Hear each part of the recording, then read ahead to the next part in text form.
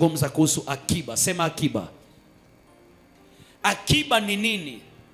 Akiba, kichwa cha ujumbe wale mnaandika, andika akiba. Akiba ni fedha ya matumizi ya baadaye. Akiba ni fedha ya matumizi ya baadaye. Akiba. Akiba kwa lugha nyingine tunasema kwamba hazina. Kwa lugha nyingine zaita hazina. Akiba ni fedha ya matumizi ya baadaye. Lakini pia akiba inaweza kuwa chakula cha matumizi ya baadaye. Akiba. Akiba ni kitu ambacho utakitumia kwa wakati mwingine. Ni kitu ambacho hukitumii saa hizo, utakitumia. Ndio maana akasema akiba ni fedha ya matumizi ya baadaye. Fedha ya matumizi ya baadaye. Fedha ya matumizi ya wakati mwingine. Fedha ya kufanya vitu wakati mwingine. Akiba ya chakula cha wakati mwingine. Akiba. Yusufu akamwambia Farao achague watu ambao watakusanya chakula chote katika Misri, waweke akiba, kwa sababu kuna msimu unakuja ambao ni msimu wa njaa. Njaa itakuja ulimwengu mzima. Akiba. Tunaongea kuhusu akiba. Akiba. Akiba. Akiba yaweza kuwa fedha, yaweza kuwa chakula. Namba 3, akiba inaweza kuwa silaha za kivita. Inaweza kuwa silaha ambazo hazitumiki saa hizo, itatumika kwa wakati fulani. Mfano rahisi, Marekani imetandika nchi gani? Iraq. Iraq imepigwa na Marekani. Vinu vya kinyuklia vimepigwa na Marekani. Marekani imetumia silaha za akiba. Na akiba inatumika wakati wa hatari, wakati ambapo inaonekana huwezi, wakati inaonekana ya kwamba hutafanya, hutaweza. Ndio maana nimetumia mfano wa Marekani, kwa sababu tunafahamu ya kwamba Israeli iko na vita na Iraq. Na katika hiyo Marekani imetaka kuingilia ndani kama kuleta amani. Tumeona kwenye mtandao sote, umeona, mimi nimeona watu wanasema kwamba Trump amekuwa muongo, anasema hivi, amekuwa kigeugeu. Kumbe Muamerika ameambukizwa uwerevu na Muisraeli. Trump anaambia watu baada ya wiki 2 nitawapatia maamuzi kile nimeamua. Kumbe Marekani inafanya udhibitisho vinu vya kinyuklia viko wapi. Kabla wiki 2 kuisha, Marekani imelipua vinu vya kinyuklia. Sasa tunaongea kuhusu akiba. Walitumia akiba ambapo inasemekana kwamba vile vinu vya kinyuklia umbali ambao viko ni futi 200 underground, 200 feet underground. Sasa unaona, waliachilia silaha ya akiba ambayo ilipasua futi 200 ikaharibu vinu. Ni akiba. Kuna akiba ya silaha. Aidha yaweza kuwa akiba, silaha ni aina nyingi. Panga ni silaha na vitu vingine. Kwenye kila serikali ya duniani utakuta kwamba wako na store za akiba za silaha za kivita ambazo zinatumika wakati kumeharibika sana.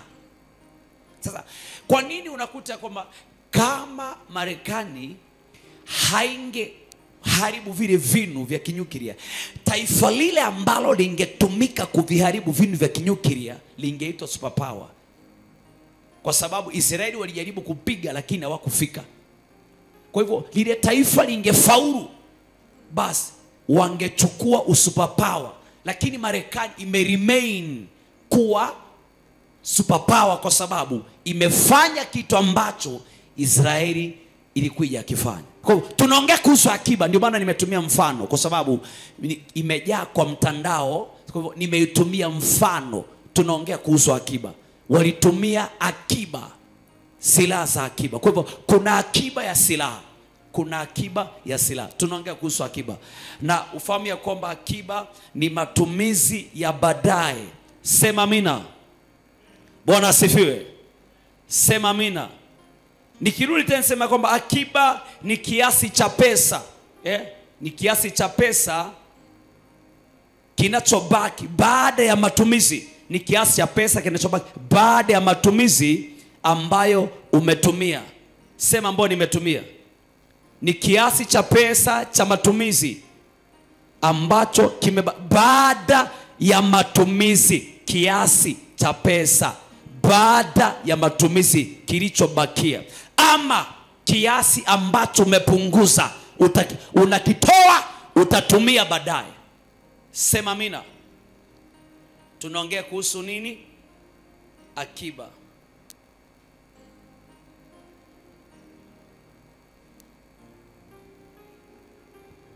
Akiba. Sema akiba.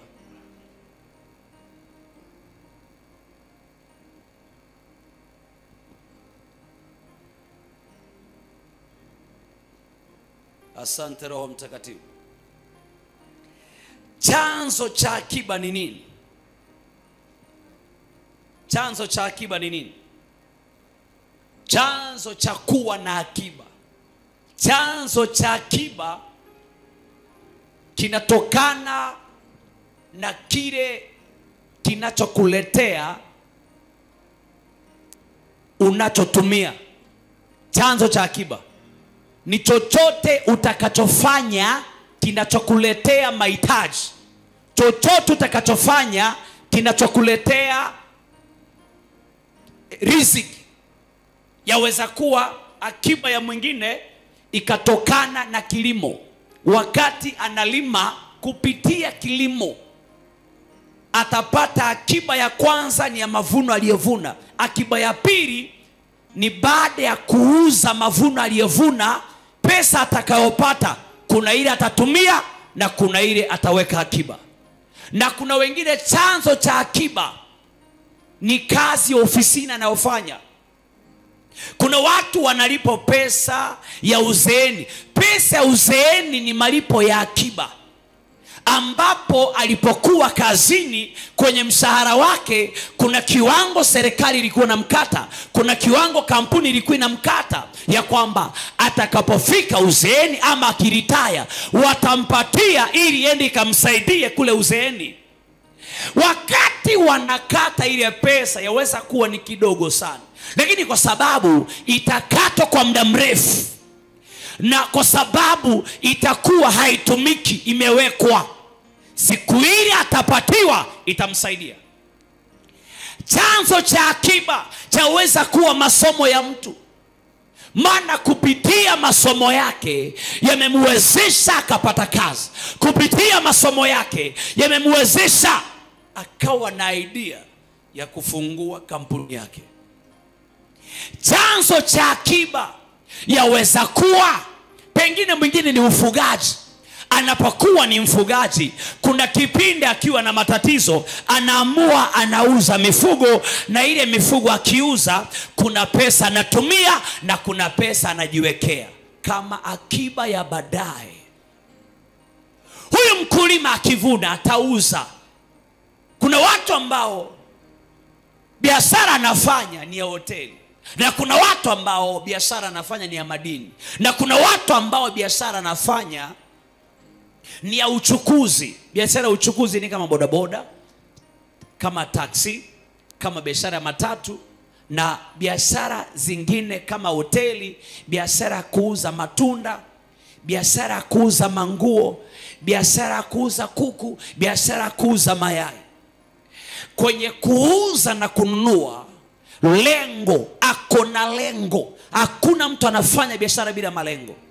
Na kwenye malengo ya kuwa na biashara, ile pesa anayolipwa ama ile pesa anayopata kutokana na biashara, kuna ile anatumia na kuna ile anaweka akiba. Akiwa na malengo kwenye akiba, kama vile ana malengo kwenye biashara, vile na malengo kwenye biashara, basi kadhalika pia kwenye akiba lazima kuwa na malengo ya akiba. Usiweke akiba bila malengo, lazima uwe na malengo ya akiba. Unaweka kwa sababu ya nini? Na kuna watu pia ambao wengine hata ni wavuvi wa samaki. Vile anavua samaki anauza, kuna pesa anatumia, kuna pesa anaweka akiba. Wengine nao ni kucheza vyama, anacheza vyama, ako na vyama karibu 5. Kwenye vyama vitano vyote kwa mwezi, ambao labda miezi tofauti, wakati anapokea yale mapeni, kuna ile anatumia, kuna ile anaweka akiba, na kuna ile bado anacheza chama. Hata kule kucheza chama bado tena ni akiba bado, kwa sababu ile pesa itamrudia. Lakini kuna akiba isiyoguswa ambayo iko kwa benki, wengine wanaita home bank. Amechukua kamkebe, ametoboa, anatupa hapo home bank. Mwingine amechukua ndoo ya 20 liter, ikapigwa supu vizuri isiwaifuka, ikatolewa katikati. Hapo ndipo anaweka home bank. Sema amina. Tunaongea kuhusu akiba. Sema akiba. Sema amina. Sikia hii. Sasa tunapoongea akiba, kwa hivyo ni vizuri wakati tunapoishi, fahamu ya kwamba una muhimu sana. Umeokoka, hujaokoka, unahitaji kuwa mtu unayejiwekea akiba. Umeokoka au hujaokoka, unahitaji kuwa na akiba. Akiba inaweza kukufanya ufanye vitu ambavyo haungeweza kuvifanya, lakini kwa sababu ya akiba ukavifanya. Mara nyingi watu wakienda kwa benki kuchukua mkopo, benki inataka kujua kwenye akiba yako wewe na wao umeweka nini umejiwekea. Shares zako ni ngapi? Shares, uko na shares kiasi gani ndani ya benki kabla wajakupatia. Iwe ni vyama, watu ambao wanafanya na vyama wako na sako zile ambazo wamefungua sako za makanisani kwingineko, wanaangalia shares zako ni ngapi. Okay, wakati unataka loan wanaangalia akiba yako kwao ni kiasi gani na loan unaotaka. Sema akiba. Kwa ni vizuri kama Mkristo jifunze kuwa mtu wa kuweka akiba. Maana mara nyingi akiba itakusaidia wakati umefika mwisho. Itakusaidia wakati unasema jamani sina la kufanya. Lakini akiba itakutoa kwenye aibu. Akiba itakufanya kusmile. Akiba inaweza badilisha kilio kawa kicheko. Akiba itazuia aibu mlangoni isiingie. Akiba. Sasa hapo nikisema kwamba ni vizuri kama Mkristo kuwa na akiba, nataka kusema ya kwamba kuna mtu anasema sasa Apostle anasema niwe na akiba na sina kazi. Akiba nitafanya. Niseme hivi, mtu mwenye kuwa na akiba si lazima uwe na kazi ndio uweke akiba. Unaweza kuwa hauna kazi, unauza njugu karanga, unauza mahindi. Na akiba haiwekwagi kiwango kikubwa kwenye mwanzo wa akiba. Akiba siku zote huwa ni masalio, ama huwa ni kitu kimezidi, ama ni 5% kati ya 100%. Hata inaweza kuwa 2% ama 3%. Lakini kwa sababu unaiweka kila wakati na kila saa, ile akiba itagrow kwa sababu hauitumii. Akiba itakosa nguvu wakati utakosa discipline. Ukikosa discipline, ile akiba hata ukajiwekea pesa mingi haitakusaidia. Lakini ukiwa na discipline ya matumizi, ukiwa na discipline ya kuweka akiba, itakusaidia. Watu wanaoshindwa na akiba, hata fungu la 10 itamshinda. Watu wanaoshindwa na akiba mara nyingi wanaweza mlaumu Mungu. Lakini leo mimi nataka nikusaidie hivi. Jifunze na kile kidogo. Akiba. Kuna akiba ya pesa na pia kuna akiba ya kiroho. Kama kuna akiba ya mali, akiba ya silaha za kivita, basi kuna akiba ya kiroho. Kuna akiba ya maombi, kuna akiba ya mahubiri, kuna akiba ya uimbaji. Wakati mwingine unaweza ingia kwa matatizo ukasaidiwa na maombi ya akiba. Maombi ya akiba yanakuja hivi. Ushaipitia kipindi ambacho mpaka unashindwa kuomba. Sasa maombi ya akiba, hapo ndipo yanaingilia kati. Yawezekana maombi ya akiba yakapatia watu wengine mzigo kukuombea. Maombi ya akiba yawezekana yakafanya watu wakakosa kulala. Mungu anawasumbua kwa sababu kuna wakati ulikuwa naomba kupita kawaida, kumbe kule kuomba kupita kawaida mengine masalio ya akiba, ni maombi ya akiba yatakusaidia baadaye. Kuna wakati ulikuwa unajitoa sana kwa kazi ya Mungu maana ulikuwa na nafasi. Siku hii umepata kazi ambayo inakusukuma mpaka Sunday unakosa nafasi. Mungu anaangalia akiba, anasema huyu namjuaga. Hata kama kwa sasa hapatikani, kuna kipindi alikuwa anajituma. Akiba inakutetea, na kupitia akiba Mungu atasababisha kazini kwako utaanza kupata nafasi ya kumtumikia Mungu bado. Kuna akiba inaongea. Ndio naambiaga mtu asikudanganye. Wewe kama ni kijana unashindwa kumtumikia Mungu saizi, usidanganye na mtu ya kwamba ukiolewa ndio utamtumikia. Uongo mtupu. Ukioa ndio utamtumikia Mungu. No, hapana. Usipoanza kuweka akiba saa hii, siku ile utaolewa na uzae utasemaga ni mtoto. Siku ile utaoa utasemaga ni mke. Ukiona mtu anamtumikia Mungu na familia yake na watoto wake, na aliokoka, alianza huduma akiwa kijana, basi moja kwa moja apata majibu ya kwamba alikuwa anaweka akiba kwenye ujana, na ile akiba ikalazimisha kwenye maisha ya ndoa nafasi zikapatikana za kumtumikia Mungu. Sema amina. Sema Baba nifundishe kuwa na akiba. Watu walio na akiba ni watu wenye discipline. Lazima wana discipline. Kuna discipline ya kiroho, kuna discipline ya kimwili. Vile shuleni kuna discipline ya shule, kuna discipline kwa kampuni, kuna discipline kwa kila ofisi. Pia kwenye ulimwengu wa roho, kwenye mambo ya kimungu, lazima uwe na discipline. Lazima uwe na adabu ya kiroho. Usipokuwa nayo hautakuwa na akiba. Na unajua kwamba watu wenye akiba wanafanya kazi kama mchwa, wanafanya kazi kama ndovu. Pia kwenye kumtumikia Mungu kama mchwa, unatumika kama mchwa, unajituma kama mchwa, kuna akiba unajiwekea. Kuna siku itakusaidia, kuna siku itaongea.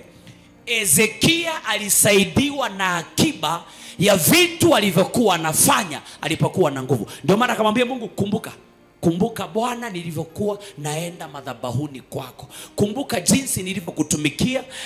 Alimwambia Mungu kumbuka, maana ako na akiba. Na Mungu alipokumbuka akampatia 15%. 15%.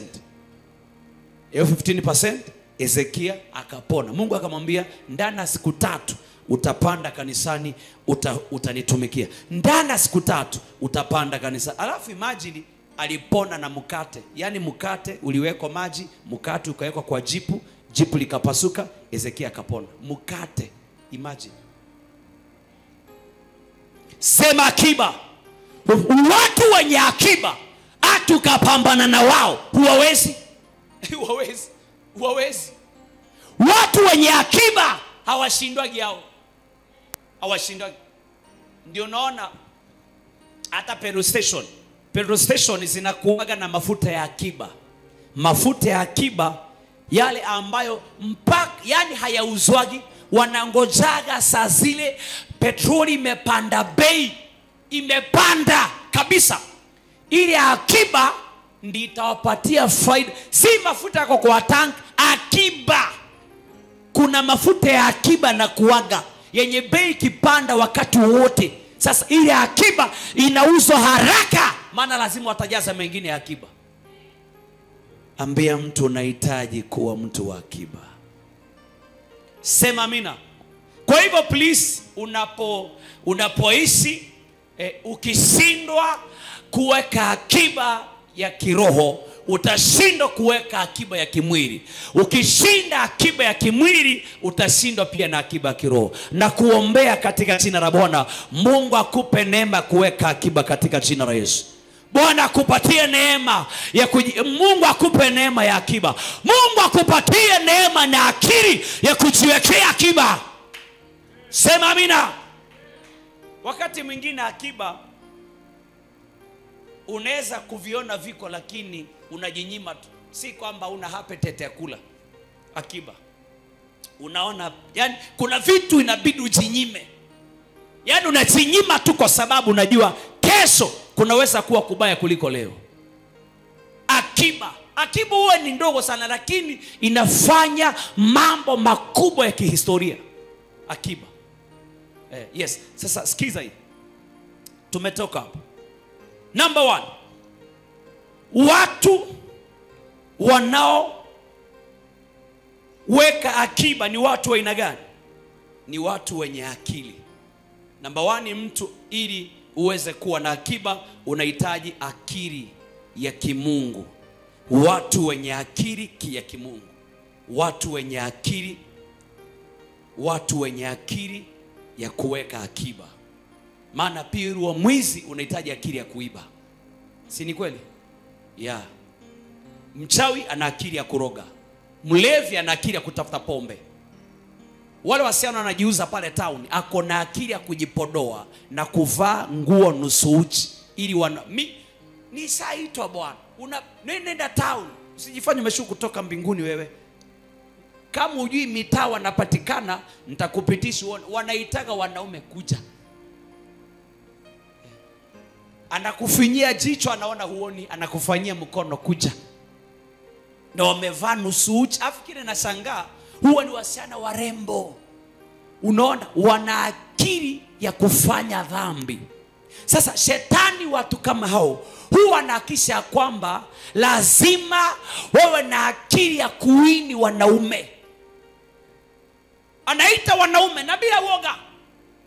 Wacha wewe unatumiwa message na kijana mwanaume ambaye anachezea maisha yako ama anakufanyia mzaha. Unaisoma, unaifuta, mtu asione. Wale wafuti message yao ni mikono kuja.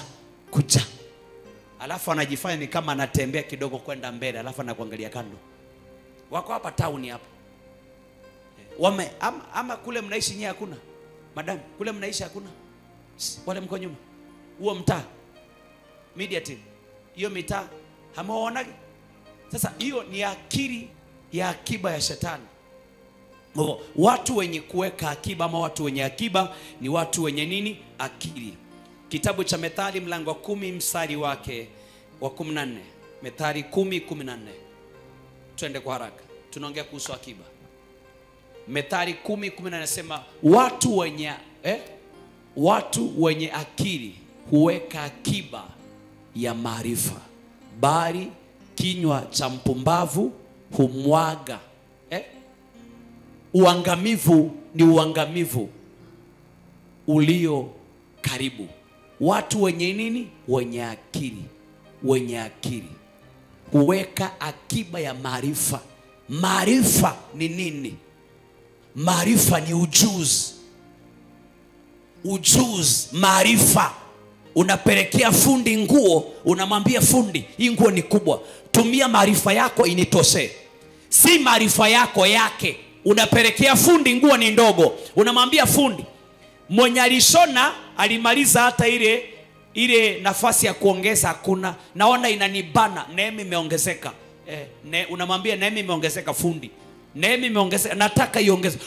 Fundi anakuambia sasa hata nikiangalia ndani nguo haina mahali pa kuongezea. Unamwambia fundi, tafadhali tumia maarifa yako.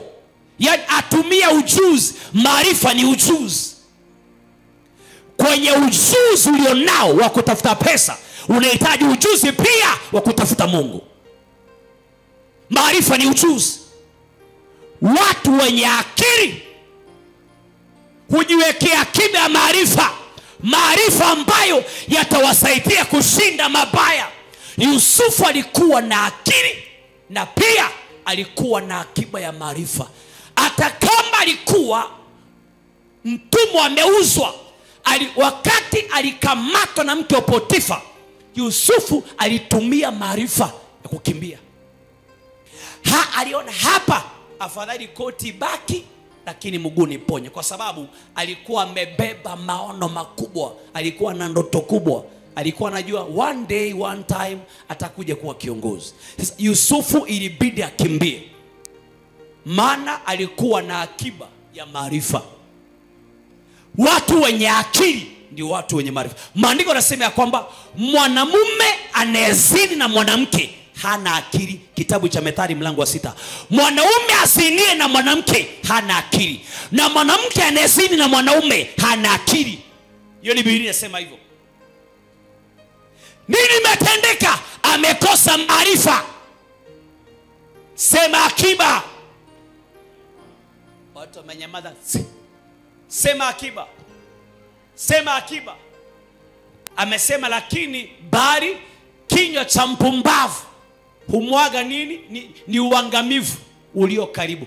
Kinywa cha mpumbavu ni muangamivu. Yani midomo ya watu wapumbavu, Biblia inasema ya kwamba uangamivu ni kumaanisha ni kifo, kwa sababu wanaongea bila maarifa, wanaongea bila akili. Yani, kuna mahali angenyamaza asigombane, lakini kwa sababu hana maarifa atagombana na ameokoka.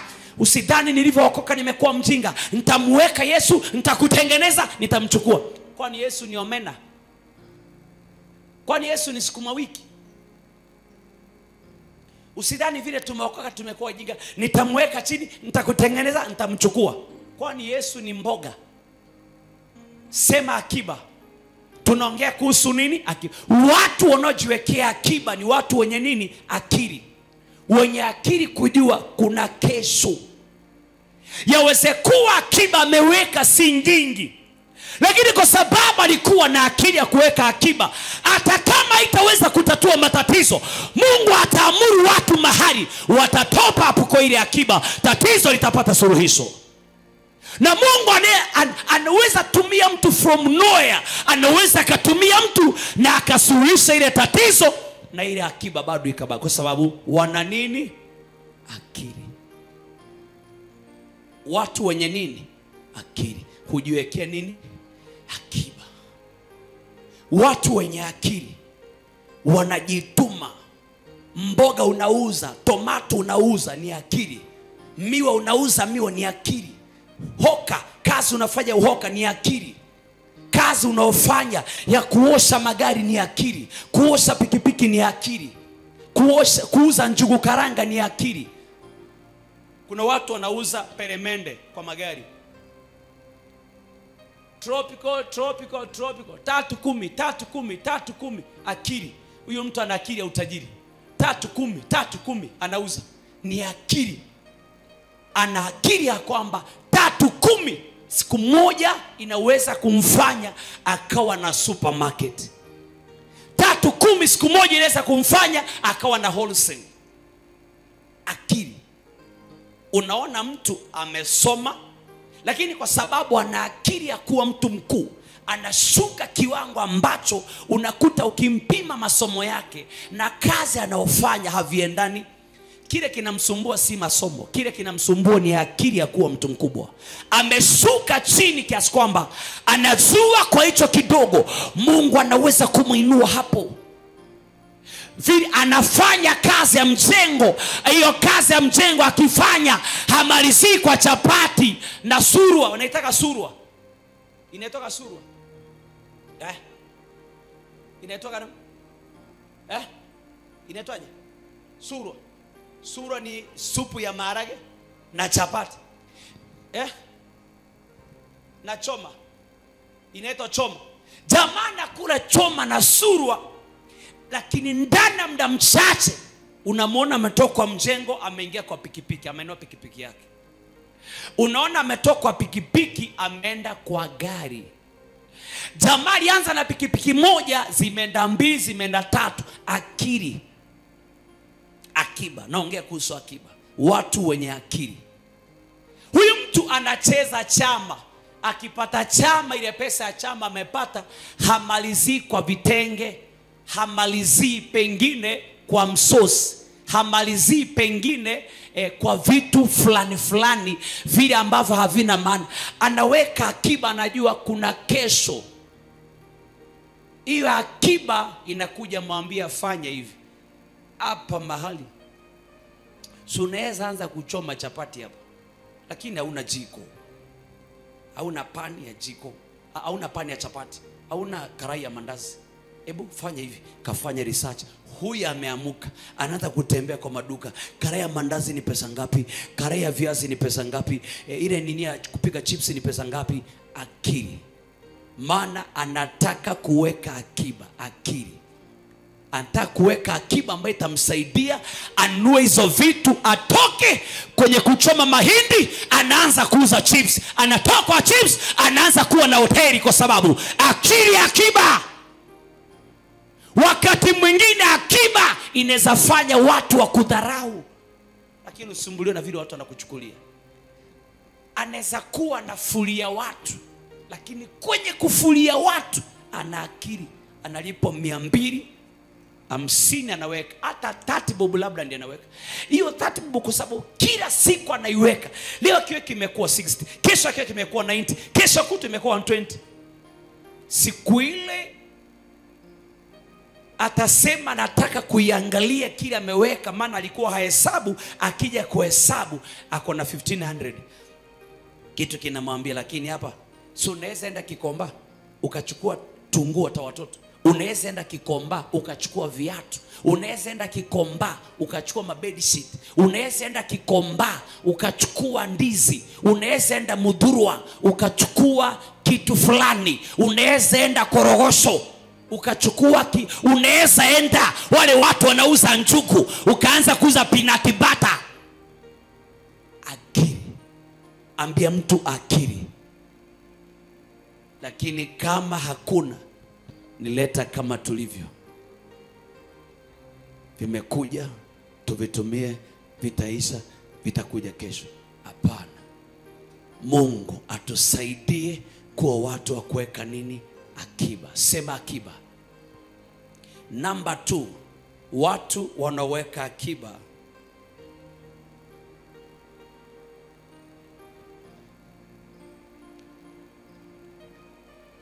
ni watu waaminifu. Lazima uwe mwaminifu. Kuna uaminifu mbele za watu, kuna uaminifu mbele za Mungu, kuna uaminifu wako mwenyewe. Kuna watu ni waaminifu mbele za watu, lakini si waaminifu mbele za Mungu. Na kuna watu ni waaminifu kwa wenyewe, lakini si waaminifu kwa wenzao. Na kuna watu si waaminifu kwa wenzao, si waaminifu kwa Mungu, wala si waaminifu kwa wenyewe.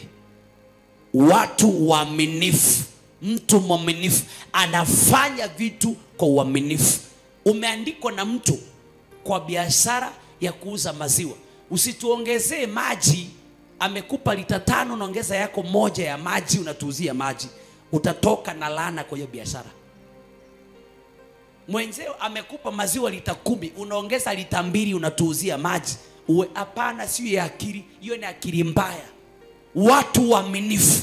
Waaminifu kwa vitu vya wenzao, waaminifu kwa vitu vya wenyewe, na waaminifu mbele za Mungu. Huyo mtu anaweza weka akiba. Sema akiba. Akiba si ya kila mtu. Watu waaminifu. Mwaminifu. Ushagundua kwamba pia kuna watu ni wachoyo hata kwake mwenyewe. Anafanya kazi lakini anakula kwa taabu. Na kuna pesa anakula kwa shida. Hiyo pia ni shida kivyake. Wachoyo mpaka kwa wenyewe. Yani wachoyo kiasi kwamba akurende ajipake mafuta ya ng'ombe lakini asinue lotion. Akuredi hata aguse petroli, waseme alikuwa petrol station, lakini asiweke perfume. Watu wasiwa ni wachoyo. Yani mtu mchota kwake mwenyewe, ana njaa lakini hawezi kula. Ananua mahindi ya 10 bob na ako na 10,000 kwa mfuko. Mahindi ya 10 bob akule na akunywa maji. Wachoyo mpaka vyao wenyewe. Watu waaminifu. Sema watu waaminifu. Kitabu cha Methali mlango wa 6 mstari wa 8. Kwa haraka tu. Tunaongea kuhusu akiba.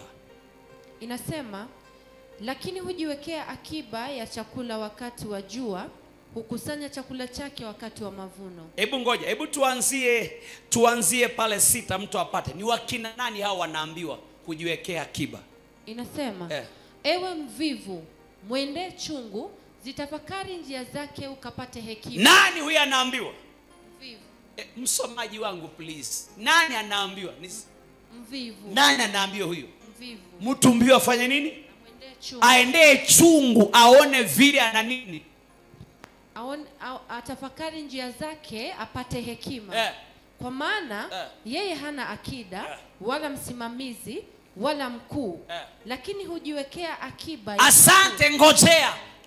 Chungu wadudu wadogo, hawana kiongozi, unaelewa? Hawana mtu mwenye amewaajiri, ni wadogo. Chungu, imagine. Lakini Bible inasema ya kwamba mjinga, amesema mpumbavu, msomaji amesema mvivu. Huyo mvivu, mtu mvivu aende angalia njia za chungu, angalia. Yaani angalia njia zao, alafu tafakari, alafu upate hekima ya kwamba hawana kiongozi, hawana mkuu, lakini wanajua kujiwekea akiba. Kwa hivyo akiba sio watu wenye nguvu, no. Akiba sio watu ambao wana vifua, misuli ya vifua, no. Si watu wa kubeba chuma, hapana. Akiba ni ya watu wenye akili, Bwana. Sema amina. Amina. Hata wadudu wenye akili. Kwa hivyo wakati mwingine watu wanaojiwekea akiba, unaweza kutana saa nyingine, wakati wewe unakutana naye ukaona vile amevaa ukashindwa, lakini huyu ni yeye. Lakini kuna siku utakutana na yeye vile amejikwatua, kwa sababu siku ile ulikuta alikuwa kazini, kuna kitu, lakini kuna siku utakutana vile amejiweka, vile amejingarisha, ukamtafuta ukamkosa. Maana hapa siku ile mlikutana, kuna shughuli alikuwa anafanya kuweka akiba. Kuna akiba alikuwa anawinda. Wakati anawinda akiba, vile amekaa ni tofauti na vile ambavyo sasa ashaweka. Tafakari njia za chungu. Ni wadudu wadogo, lakini wana akili, hawana kiongozi, wanajua kujiwekea akiba. Wewe una kiongozi. Huyu ni mdudu, hana kiongozi anayemuongoza. Mwanafunzi,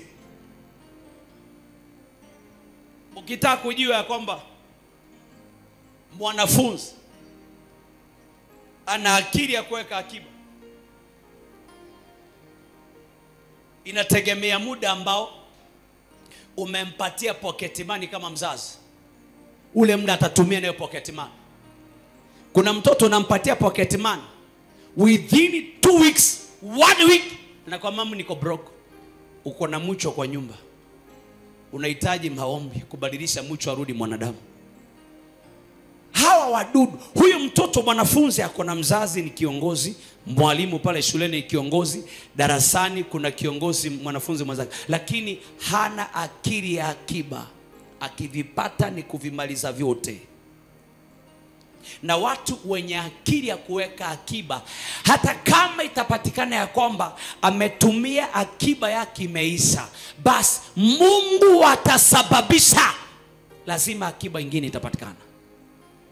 Watafakari chungu jinsi walivyo, angalia, watazame chungu jinsi ni wadudu, hawana kiongozi, hawana mfalme, hawana mkuu, lakini unajua kujiwekea akiba.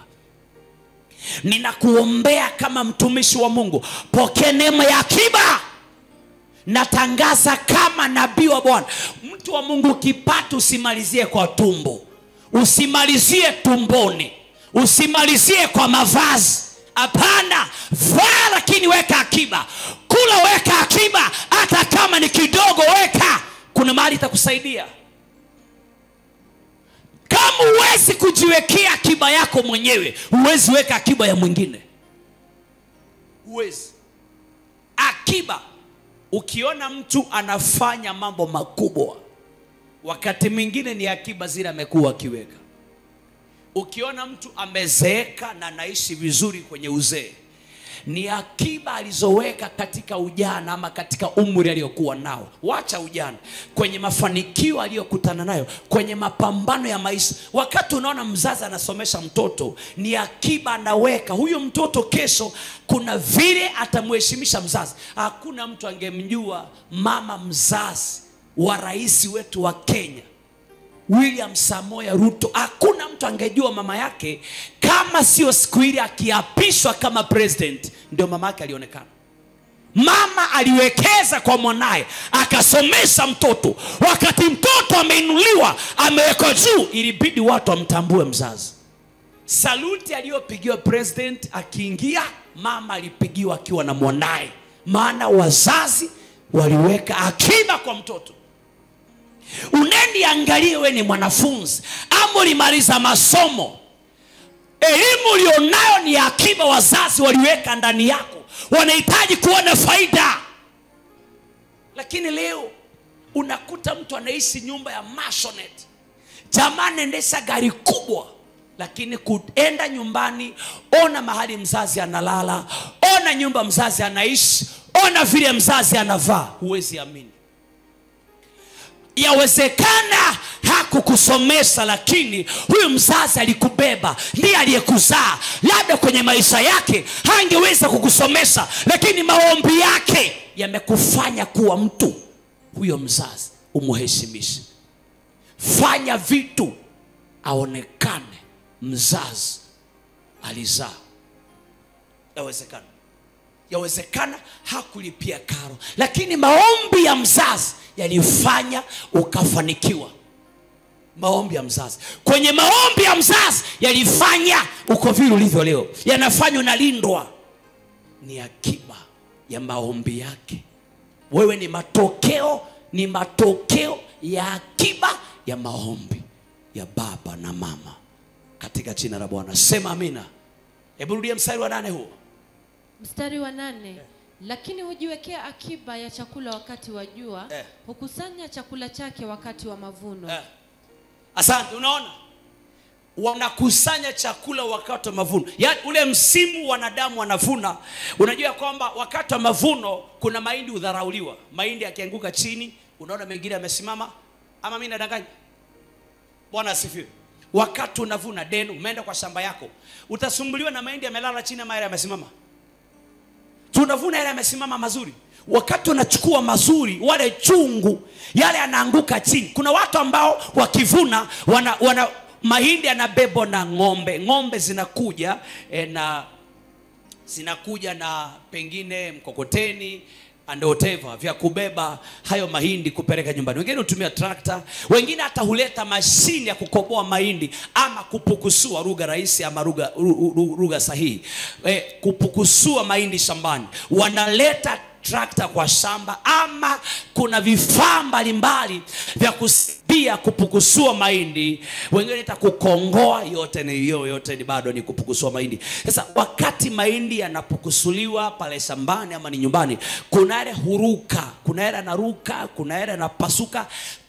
Chungu wanaokota kile kinaonekana kina maana ni msimu wa mavuno. Hata ndege wanakula kila mahali, wameshiba. Hata kuku kwa boma wanakula kila mahali, ni mahindi ama ni mtama. Chungu wanaokota, msimu wa mavuno wanajiwekea. Alafu kuna kuja msimu wa kiangazi chenye sasa hakuna chakula. Wakati wanaweka akiba hawakulagi, maana akiba huwa hailiwi wakati unaiweka. Akiba inakusaidia kwa wakati wa hatari.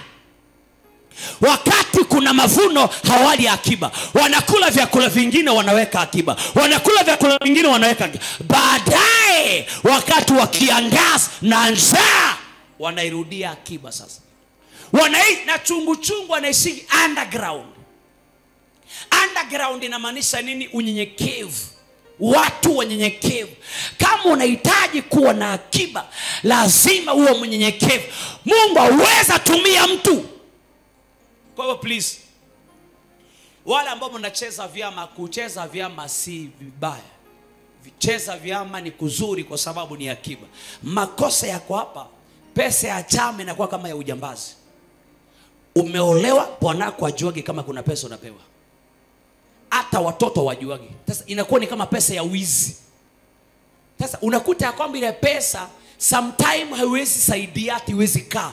Inaisha pia kiujambazi. Inaishi haiwezi kwa sababu kwanza hataki ajulikane kama kuna pesa anaweka, na siku ile anapewa hataki julikana amepewa pesa. Ni sawa na mwanaume anafanya kazi, hataki mke wake ajue siku anapewa mshahara. Hataki mke wake ajue payslip yake. Ukifikia hapo, una roho ya umaskini. una roho ya umaskini ni vile ujui. Maana yaweza kuwa ya kwamba huenda ana idea angekupatia, pesa ni yako, lakini kuna idea angekupatia ingekusaidia. Ni sawa na mwanaume, inaweza kuwa unafanya kazi, mke wako hafanyi kazi, lakini idea mke wako anaweza kupatia wazo, ule mshahara unapata, mkafanya maendeleo. Lakini wakati unamficha mkeo, wakati unaficha mumeo, ni roho ya umaskini. Roho ya umaskini. Aina tofauti na mwanaume anafanya kazi na hataki mke wake ajue analipo pesa ngapi. Ushawaisikia ya kwamba mwanaume amenunua gari, bibi ajui kama gari iko na logbook, bibi ajui imeandikwa jina la nani, wala bibi ajui gari inuliwa pesa ngapi, na mwanaume amenunua na iko kwa bomba. Ushawaisikia mwanaume amenunua shamba ama ploti na mke wake ajui? Ni roho ya umaskini. Na ndio unaona kwamba wengi hufa, wakati wamekufa vitu vinapotea, mashamba anaenda, ploti zinaenda, kwa sababu alikuwa anaficha mke wake. Roho ya umaskini. Ambia mtu hiyo ni roho ya umaskini. Hebu muguse, mwambie roho ya umaskini.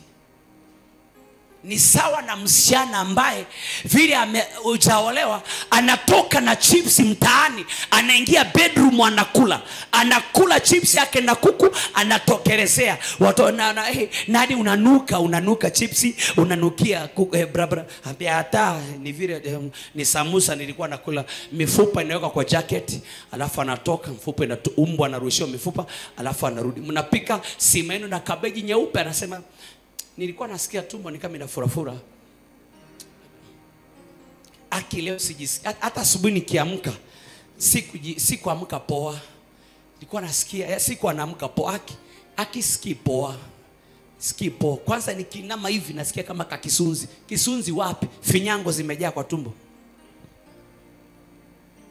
Siku ile ataolewa, mwanaume atakuwa na kunywa chai ya rangi, msana anapiga chapati yake na mayai na chai ya maziwa 1 liter na kikombe kimoja cha maji. Anapiga maini yake robo, mwanaume ametoka, jamaa akija anapatiwa getheri na chai. Hapa anafanya bie, chapati zinazunguka tu na mayai zinazunguka, zinapinduka, zinafanya somersault kwa tumbo. Hiyo roho alitoka nayo kwenye usichana. Msiani wote anaweza kula chakula bedroom, ndugu zake wako hapo, mama yake baba aingie bedroom. Ni roho ya uchoyo ya siku za usoni, haitamsumbua saa hizo. Baadaye nditakuja kujimanifest hiyo roho baadaye. Sema akiba. Watu wamenyamaza. Bwana asifiwe. Nihubiri ama nisihubiri? Mbona mmenyamaza, mna hata mseme amen? Kwa nini mmenyamaza hivyo? Kiburi sana, sema amen, nihubiri pastor amen. Barikiwa sana sana. Sema amina. Chungu, mdudu ana akili. Yaani Mungu anasema angalia mdudu, ana akili. Ana akili. Ni sawa na ukuta ya kwamba yani msichana ameolewa, amekuta mwanaume alikuwa amejenga. Msichana ameolewa, amekuta mwanaume alikuwa na biashara, alikuta mwanaume ako na gari, alinua kabla hajaoa, alijenga kabla hajaoa. Alafu unasikia kwamba msichana ama mwanamke anakasiri kwa sababu hii gari ijaandikwa kwa jina lake. Shida iko hapa. Shida iko hapa. Unahitaji akili, ujitume, uwe na kitu utazalisha ukiwa hapo. Nunua mashamba yako yanauzwa, wachana na 50 by 100 yenye alinua kabla hujao. No, jitume kwa biashara. Maana umemkuta ako na biashara, chochea biashara, umulete 10 eka. Chochea biashara, ulete maprado. Lakini boda boda, unafura na boda boda. Hata si boda boda. Kwanza funguzi na lara kwa mama yake. Boda boda inakusumbua. Boda boda. Boda. Niseme hivi, unahitaji akili ya kuzalisha, unahitaji akili ya kushinda kujidharau, unahitaji akili ya kujua unaweza fanya zaidi ya vile alifanya akiwa peke yake. Maandiko yanasema kamba nyuzi 3 haikatiki haraka. Kama alinua pikipiki akiwa peke yake, umekuja wewe kupitia kwako alete V8, alete Range Rover. Kupitia alikuwa na room moja, ajenge room 7. Lakini boda boda, nimefanya counseling, boda boda inafanya mtu anaacha hata kwanza. Hata jana alikuja, alafu nilipoangalia alikuwa na kamfuko, nikatuma mtoto pole pole akamfuata, akaenda kaangalia, kwenda kuangalia, kumbe alikuwa amebeba mama yake sukari kilo 1. Sukari kilo 1 inafanya unafura mashavu kama mimba ya panya. Sukari kilo 1 kilo.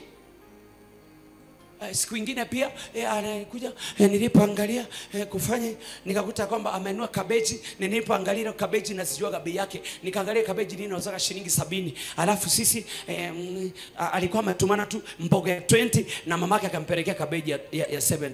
Kabeji ya 70 ukasirikie mama mkwe, kabeji ya 70. Kabeji. Unahitaji akili ya kuzalisha. Sema akili ya kuzalisha. Unahitaji akili kama chungu. Sema amina. Ambia mtu, Mungu nipe moyo wa akiba. Sema Mungu nipe moyo wa akiba. Sema amina. Number 3, akiba ni ya watu wanyenyekevu. Akiba ni ya watu wanyenyekevu. Watu wanyenyekevu. Mtu mnyenyekevu ni mtu ambaye ako ready kujifunza, ako ready kukosolewa. Maandiko yanasema kwamba anayechukia lawama ni kama mnyama. Mtu anayechukia nini? Lawama. Maandiko yanasema kwamba anayelaumiwa na wenye hekima atapata hekima. Watu wenye hekima wakikulaumu, basi ina maana kwamba unahitaji kupokeza, yani unapokea hekima kutoka ndani mwao, kwa sababu wanaweza kukulaumu maana vitu nafanya si vya kihekima ya Mungu. Kuna hekima ya dunia, kuna hekima ya mbinguni. Kwa hivyo hapa tunazungumza watu wanaojiwekea akiba. Watu wenye akiba ni watu wenyekevu. Okay, Methali 13:20 nasema, tusome. Enenda pamoja na wenye hekima, nawe utakuwa na hekima. Tembea na watu wanajua kuweka akiba na utaweka akiba. Ambia mtu hivyo. Ukitaka, yani wewe ongea watu vinaongea. Sema tembea na watu wenye hekima, utakuwa hekima, utapata hekima. Sema amina. Ukitembea na watu wenye hekima utapata nini? Hekima.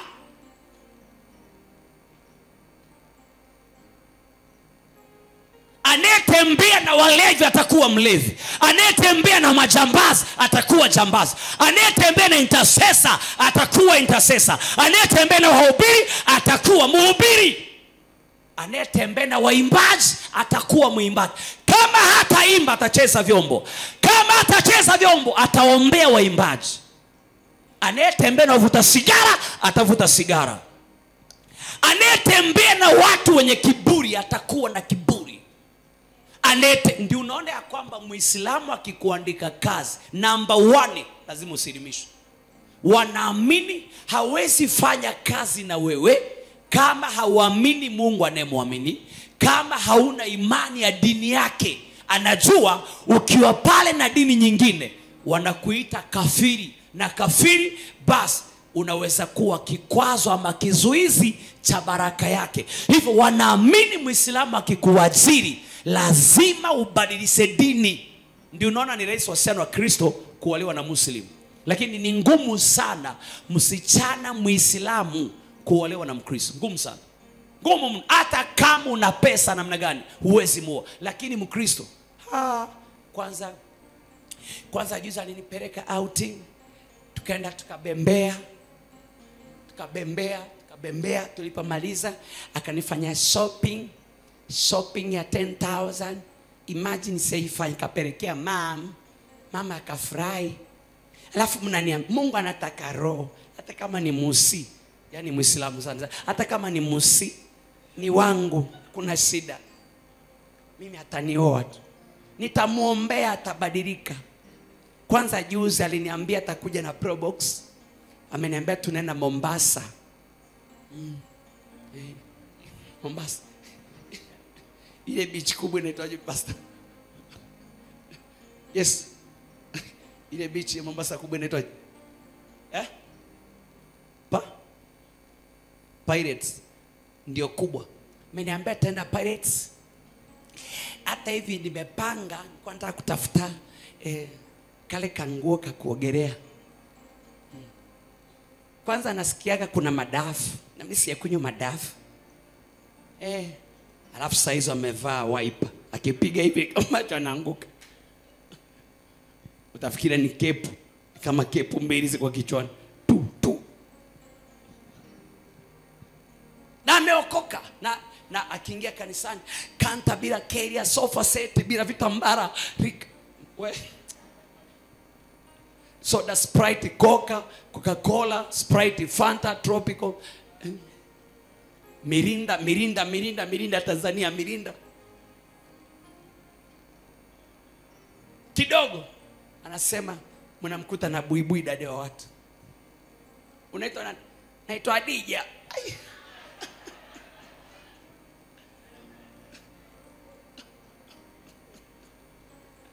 Sara.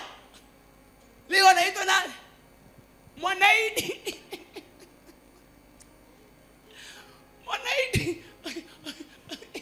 Mwanaidi na Mwanajuma.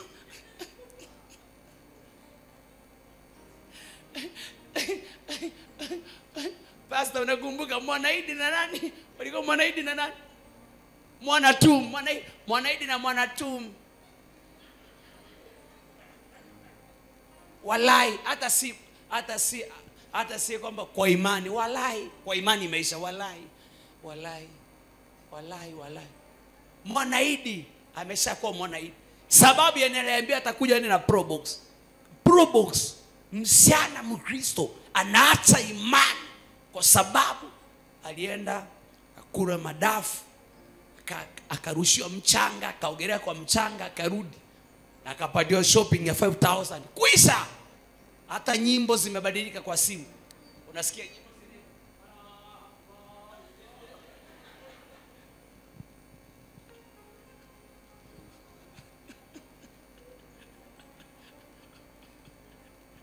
Sema amina.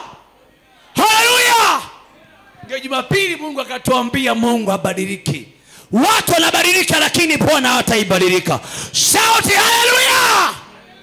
Mpe mtu high five, mwambie Mungu habadiliki. Tafuta kuwa na akiba. Tafuta mtu mpate, wewe ni Mwanaidi ama ni Mwanajumwa? Wewe ni Abdalla ama ni Asmani?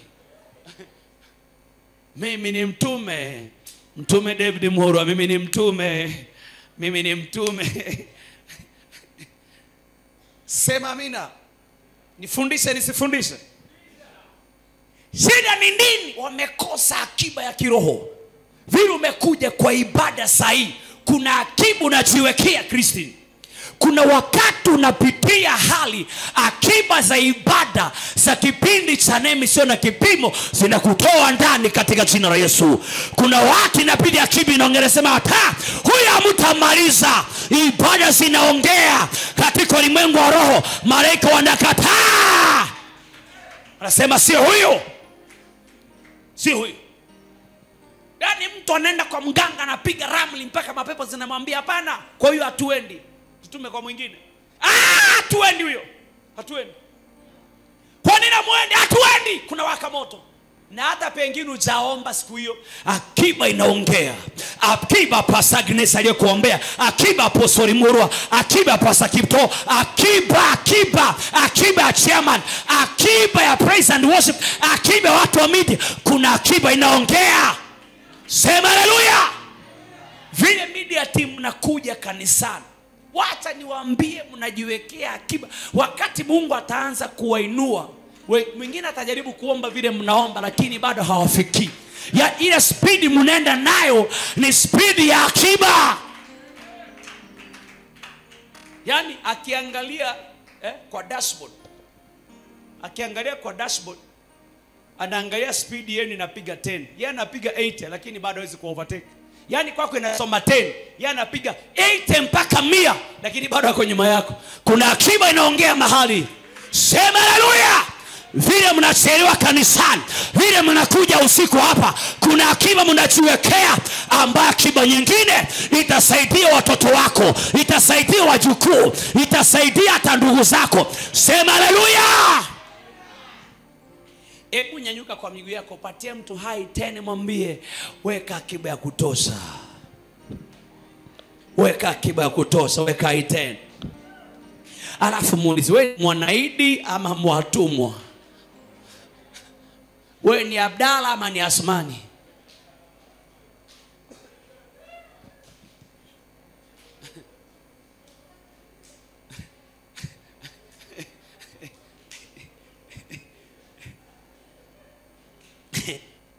Sema amina. Vile walio kanisani wanagonga high five. Gonga high five ukiwa hapo katika jina la Bwana. Wakati unaenda ushirika wa nyumba kwa nyumba uliokoka, unajiwekea akiba.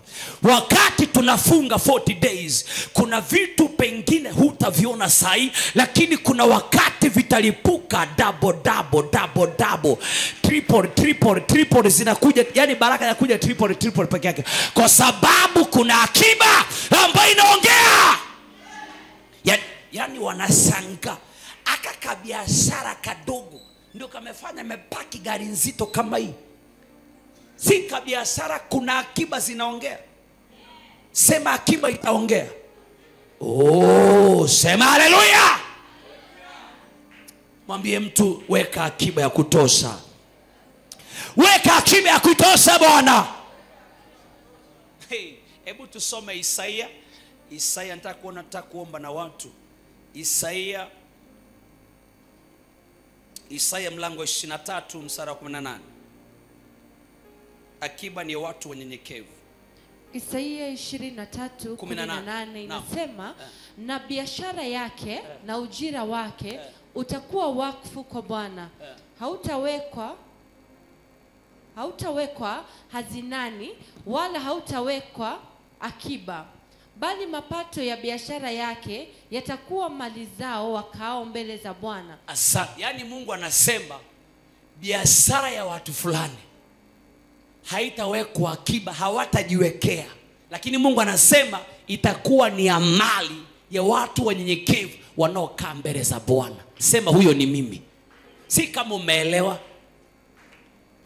Yani Mungu wa mbinguni akiamua uwe na akiba, anaweza nyang'anya watu wengine dendo akakupatia.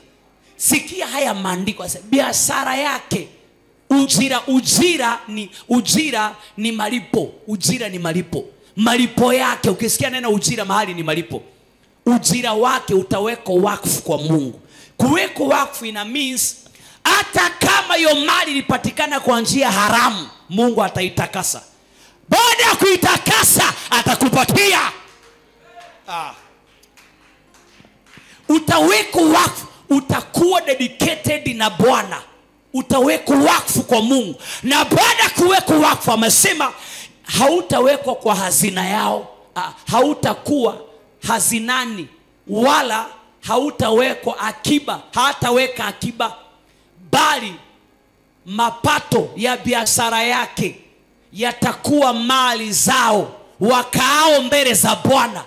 Yani kuna mtu anafuza bangi, anauza madawa ya kulevya, amenunua maploti, amenunua mashamba, Mungu anasababisha kuna tokea matatizo ambayo inabidi auze vitu vile, na inapatikana ya kwamba anakuuzia uliokoka.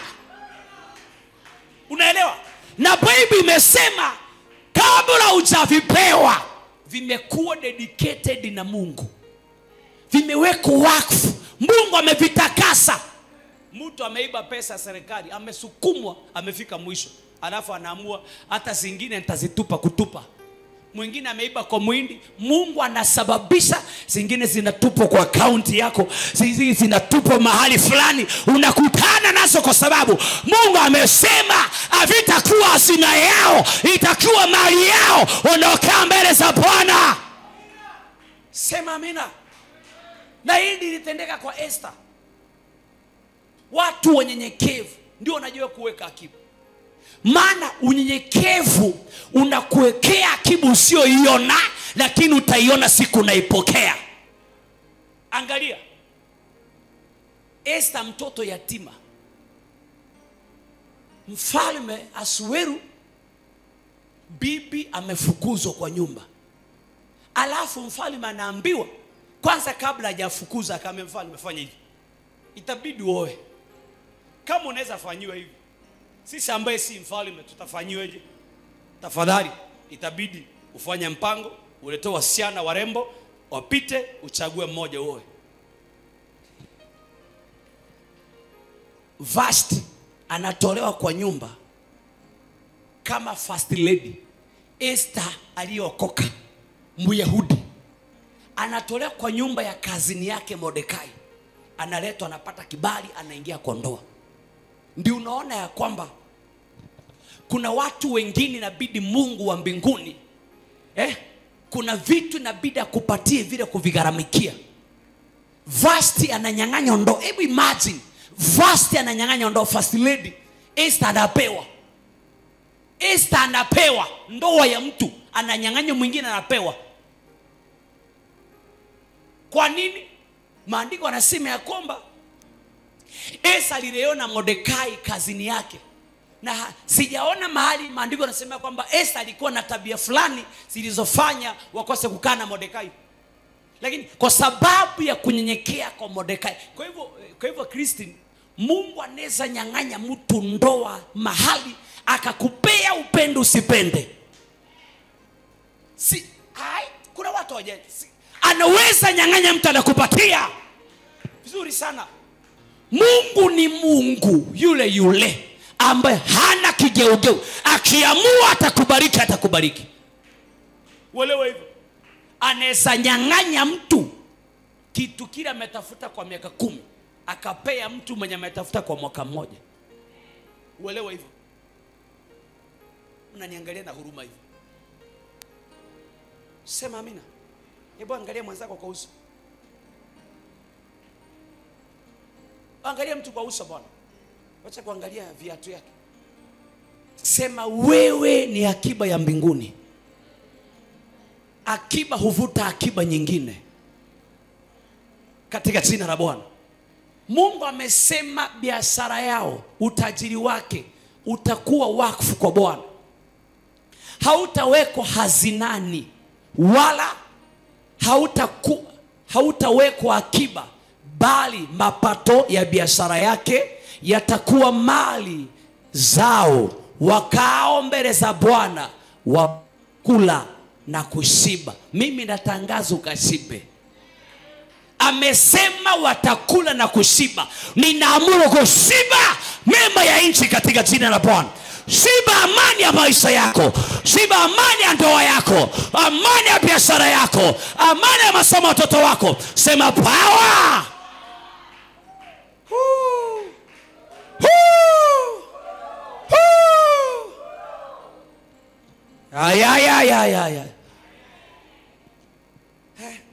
Akiba.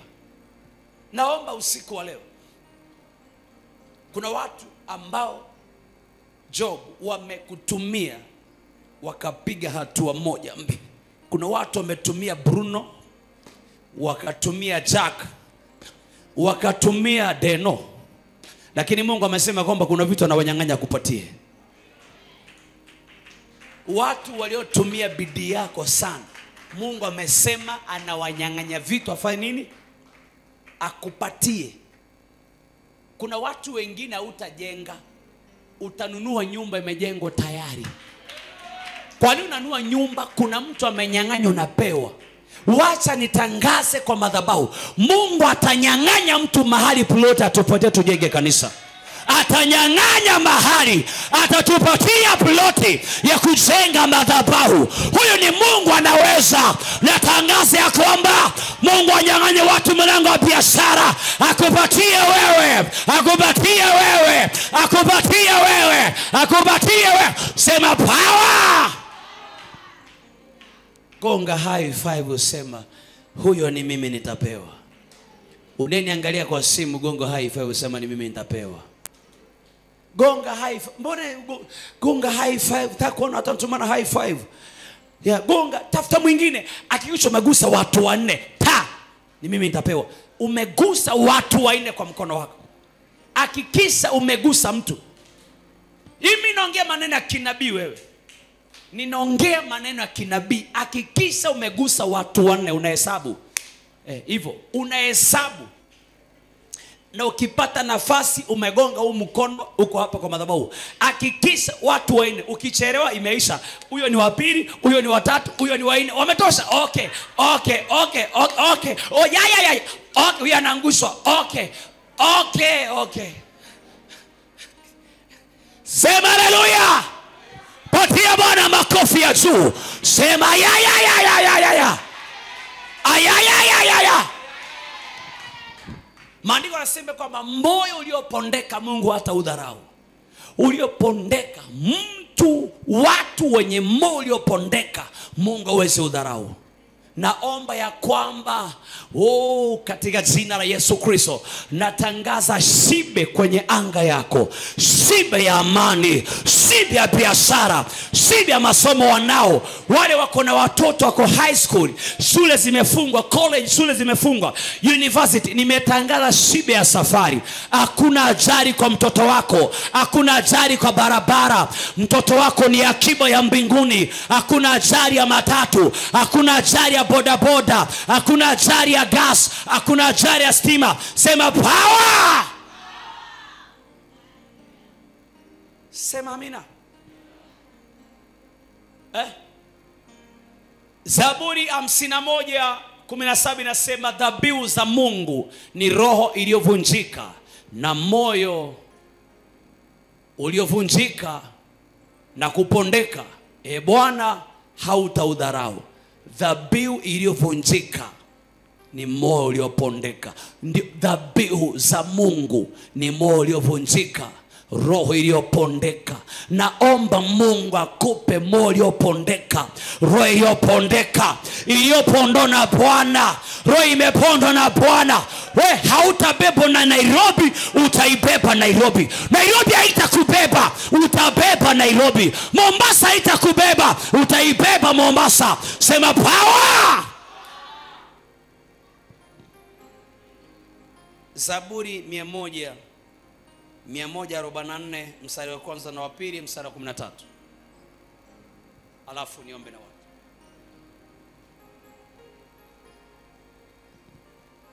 Zaburi 144 mstari wa 11. Uniponye, unitoe katika mikono. Hapana.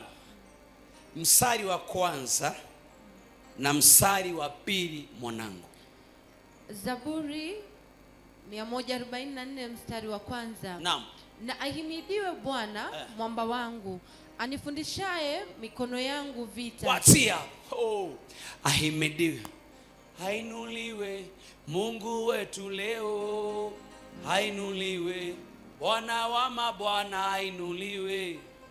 Mungu wetu leo. Hainuliwe Bwana wa mabwana.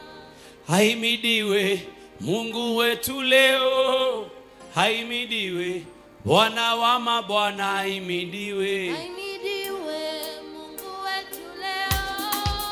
Haimidiwe Bwana wa mabwana. Hainuliwe Mungu wetu leo. Hainuliwe Bwana wa mabwana, hainuliwe. Hainuliwe Mungu wetu leo. Hainuliwe Bwana wa mabwana. Haheshimiwe Mungu wetu leo. Haheshimiwe Bwana wa mabwana, haheshimiwe. Hainuliwe Mungu wetu leo. Hainuliwe tumuabudu Mungu wetu leo, tumuabudu Bwana wa mabwana, tumuabudu. Ainuliwe Mungu wetu leo, ainuliwe Bwana wa mabwana. Aheshimiwe Mungu wetu leo, aheshimiwe Bwana wa mabwana, aheshimiwe. Ainuliwe Mungu wetu leo, ainuliwe Bwana wa mabwana. Sema haleluya.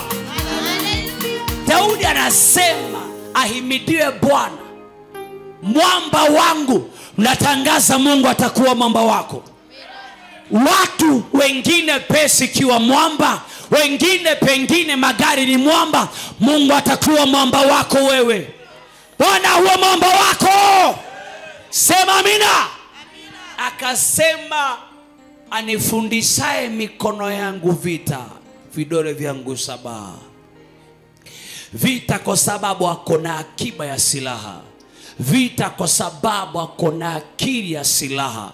Anasema vidole vyangu 7, ya kwamba hautapiga misi. Ninaamuru maombi yako hayatapiga misi katika jina la Bwana. Kwenye kutafuta kwako hautatafuta mahali hakuna chochote. Mikono yako Mungu ataielekeza mahali kuna mafanikio. Chochote utaweka pesa yako lazima kitakuzalia. Chochote utatia mkono wako lazima kilete faida, lazima kiwe na faida. Natangaza faida, natangaza faida. Faida ya biashara, faida ya maombi yako, faida ya kuomba kwako, faida ya mkesha wa leo, faida ya ibada hizi. Sema haleluya. Hii inakuonyesha wazi Daudi hakumshinda Daudi hakumshinda Goliati kwa sababu alikuwa na mawe na kombeo. Hapana, mikono imefundishwa vita. Mungu afundisha roho yako vita, afundishe mikono yako vita vya kiroho. Ndio unaona sometime watu tunaomba tunasema tunakata kila minyororo. Yani vile unasema unakata panga ambayo ni neno la Mungu, inalenga adui mahali alipo. Sometimes tunasema kwamba tunachimba chochote walizika. Jembe lako la kiroho Mungu amelifundisha. Mungu amefundisha mikono yetu. Wakati tunafika masaa kungoa na kupanda, omba bila huruma. Tukisema kukata unakata bila huruma. Daudi kumuua Goliati kwa sababu mikono yake imefundishwa. Mungu afundishe mikono yetu biashara. Mungu afundishe maombi yetu sabaha. Natangaza mikono yako chochote inafanya kiwe na sabaha. Na sabaha ya mikono yako, sabaha ya vidole, pesa yako iwe na sabaha. Mahali popote unaituma lazima itakuletea mavuno, lazima italeta mavuno wewe. Roho Mtakatifu na kuabudu. Yani miguu yako iwe na sabaha. Wakati mama Kairi unatembea dukani, kuna sabaha ya kunasa wateja, kuna sabaha ya kuharibu uchawi, kuna sabaha wakati mtu anaomba change, pesa yako imefundishwa vita. Kuna sabaha, kuna sabaha, kuna sabaha, kuna sabaha. Wale wanafanya biashara mtandao, kuna sabaha, kuna sabaha. Uliye Warabuni wewe, hata kama kuna vita Warabuni, natangaza Bwana atakulinda. Bwana atalinda maisha yako. Bwana atalinda dada yako. Kwenye biashara kuna sabaha.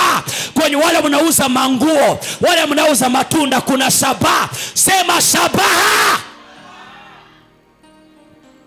Sema amina. Amefundisha mikono yangu vita na vidole vyangu kupigana. Vidole vimefundishwa kupigana. Mungu akufunze kupigana.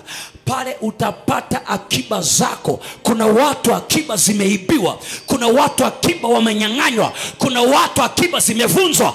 Bwana afundishe mikono yako leo. Vile naongea kuna vitu vinatendeka katika ulimwengu roho. Kuna malaika saizi wanatembea wanafungua hazina za watu. Hazina ya mtu unatangaza, hazina watoto wangu Bwana, hazina mke wangu Bwana, hazina ndugu zangu Bwana, hazina watoto wangu wa kiroho, hazina ya wanangu wa partners, na kila ananiangalia. Mstari wa pili anasemaje? Mstari wa pili. muhisani wangu na boma langu, ngome yangu na mwokozi wangu, ngao yangu niliyemkimbilia, huwatisha watu wangu chini yangu. Yani Mungu ambaye ni ngome, kwanza amesema ni boma. Natangaza hata kama una boma, Mungu atakuwa boma lako. Na kama Mungu ni boma, atakujengea boma, atanijengea boma. Kama Bwana ni boma, hiyo boma ya kwenu italindwa, hiyo boma ataitetea. Kuna watu wanataka boma, wanakujengea boma. Sema amina. Watu wanajenga boma, wanaweka fence, wanaweka umbo mkali kwa gate. Tunatangaza malaika kwa gate, tunatangaza malaika kwa gate, tunatangaza ukuta wa moto, tunatangaza ukuta wa moto. Watu wajenge ukuta wa moto, ukuta wa moto kwa watoto wako, ukuta wa moto kwa ndugu zako, ukuta wa moto juu ya biashara, juu ya ndoa yako, juu ya brada yako, juu ya kazi yako, juu ya kanisa la Bwana, juu ya huduma yako. Sema haleluya. Sema Baba, wewe ni boma langu. Kama wewe ni boma, utanijengea boma, utanijengea boma, boma ya heshima. Akasema ngome yangu, mwokozi wangu. Ngome ni mahali pa maficho. Israeli kama ingejua ngome zote za Iraq, wangefanya jitihada zote kuzibomoa. Marekani ili ipige Iraq ilitaka kujua ngome ya Iraq. Nani anaweza kumpiga Mungu sasa? Mungu akiwa ngome yako, ni mganga gani anaweza kumpiga? Naomba Mungu awe ngome ya ndoa yako, ngome ya biashara, ngome ya huduma yako, ngome ya ndoa yako, ngome kwa familia. Mungu atakuwa ngome yetu. Mungu atakuwa ngome wakati unasafiri, wakati unamtumikia, wakati unaomba, wakati unatumika, wakati unafanya biashara, wakati unasafiri, wakati unapanda ndege, unapanda matatu, unapanda bodaboda. Hawa ngome. Tunyenyekea Bwana. Amesema ni mwokozi, ngao yangu, kimbilio niliyemkimbilia.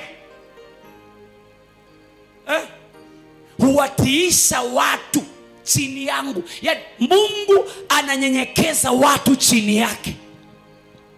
Ninaamuru 2025 Mungu anyenyekeze watu mbele yako.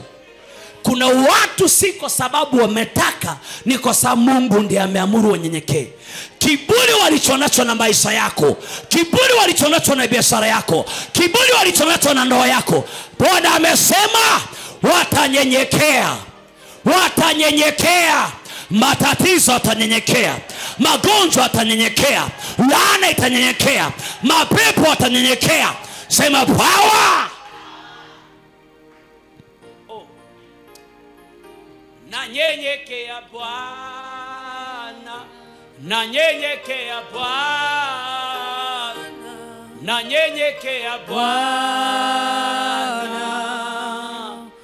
uinuliwe maisha yangu Bwana, maisha yangu Bwana, huduma yangu Bwana, uinuliwe huduma yangu Bwana, watumishi wako Bwana, wananyenyekea Bwana, uinuliwe taifa langu Bwana, viongozi wetu Bwana, wananyenyekea Bwana, uinuliwe biashara zetu Bwana, zinanyenyekea Bwana, uzinue Bwana,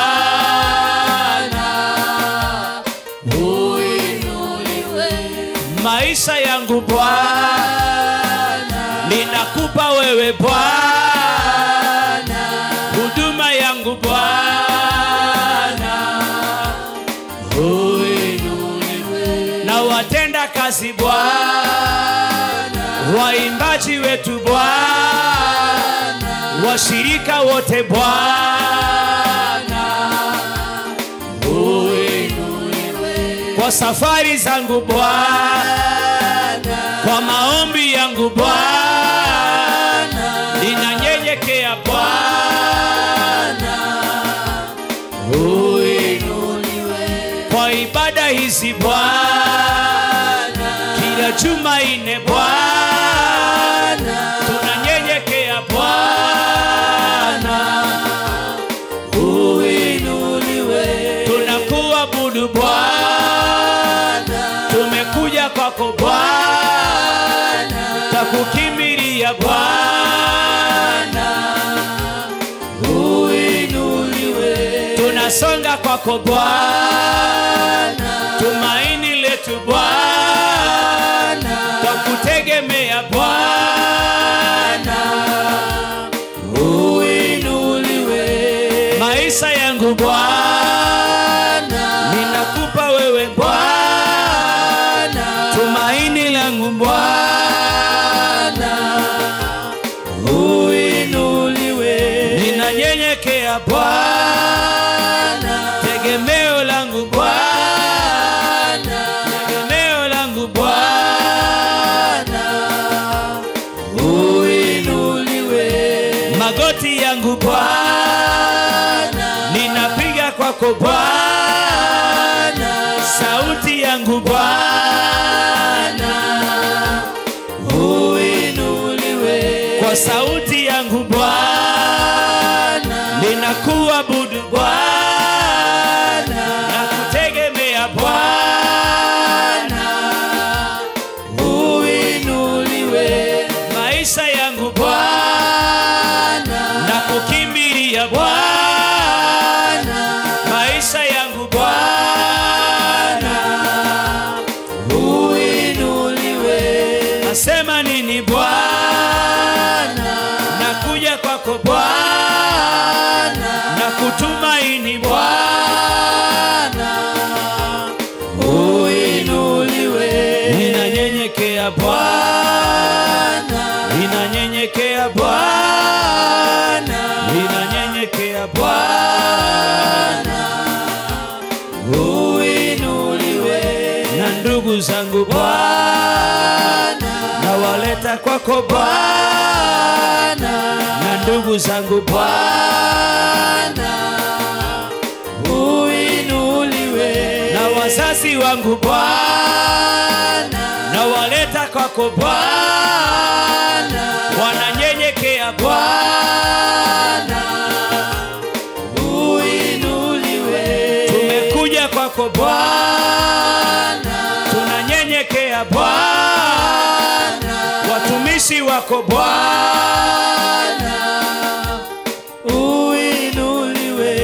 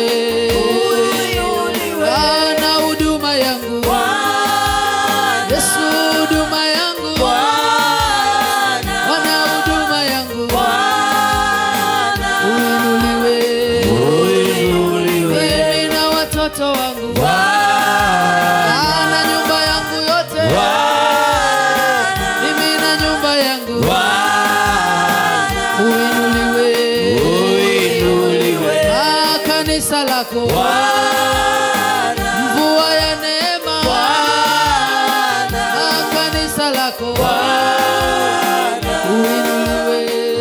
uinuliwe. Ni nini kimekataa kunyenyekea mbele zako? Daudi akasema ndiwe unayetiisha watu. Mungu atiishe watu mbele yako. Sema baba yangu, baba yangu, chochote kilikataa kunisikia, Mungu kikahusikie wewe. Chochote kisichonisikia mimi, Bwana kikusikie wewe. Natangaza katika jina la Yesu, Mungu wa majeshi, nakataa kuishi maisha hasara.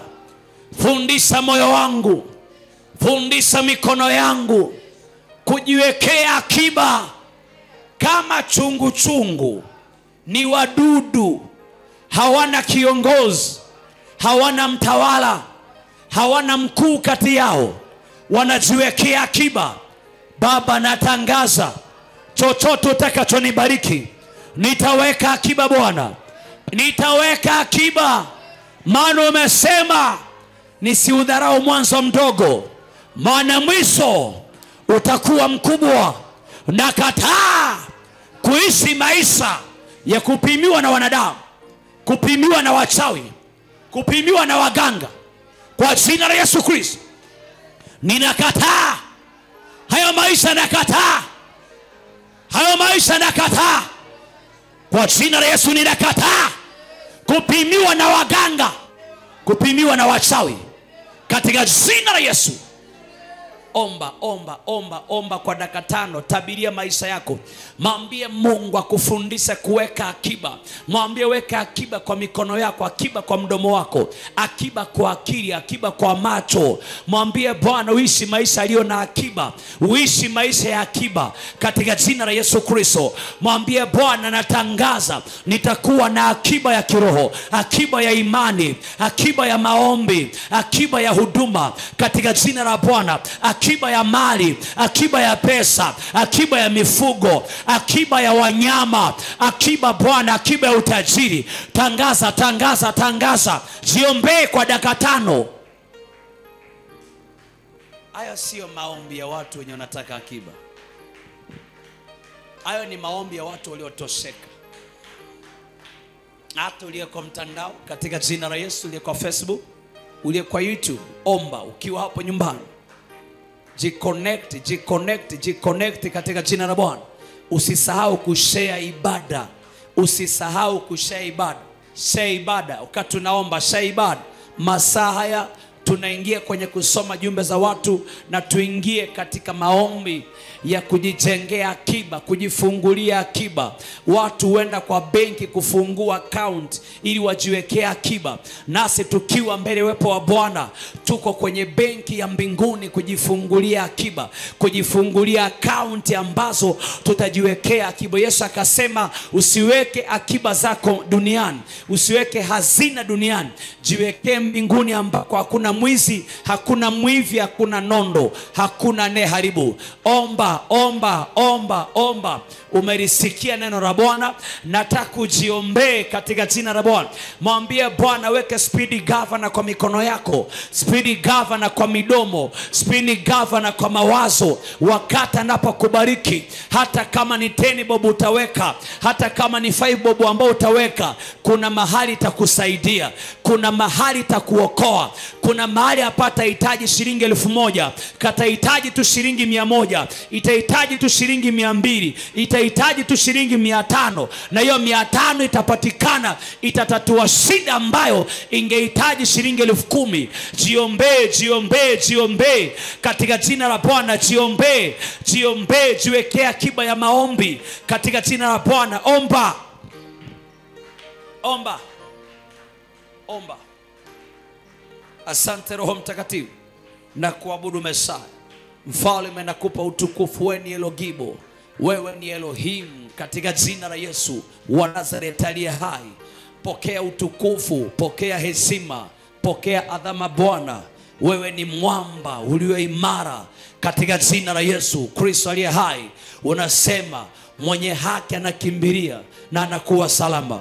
Nimetangaza Bwana Maisha yetu yako salama, ndoa zetu ziko salama, watoto wetu wako salama, ndugu zetu wako salama, wazazi wako salama, biashara zetu ziko salama, akiba zetu Bwana ziko salama. Wewe ni akiba ya mwenye haki. Daudi akasema, Bwana ni ngome yangu, bomba langu na ngao yangu na Mwokozi. Natangaza ya kwamba Bwana afanyike boma, Bwana afanyike ngome yako. Ngome ni mahali pa maficho.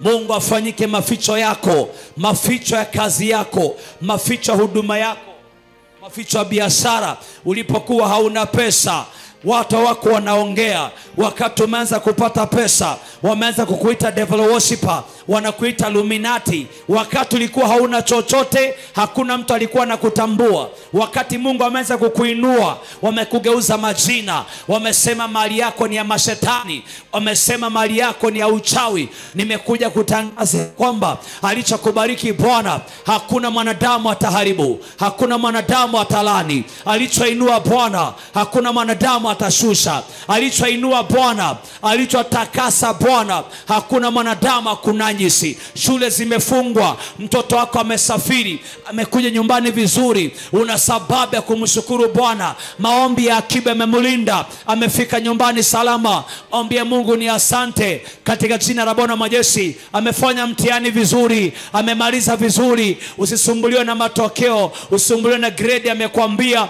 ama kama hajakwambia, ngojea mwisho. Mungu atakushangaza katika jina la Bwana. Mwambie Bwana asante kwa ibada ya usiku wa leo. Mwambie ni asante, mshukuru Bwana. Shukuru Bwana, shukuru Bwana, shukuru Bwana. Shukuru Bwana. Shukuru Bwana. Katika jina la Yesu Kristo mwana wa Mungu aliye hai. Sema amina. Basi wale tumo kanisani, naomba uketi kwa kiti chako katika jina la Yesu. Nataka tuone wale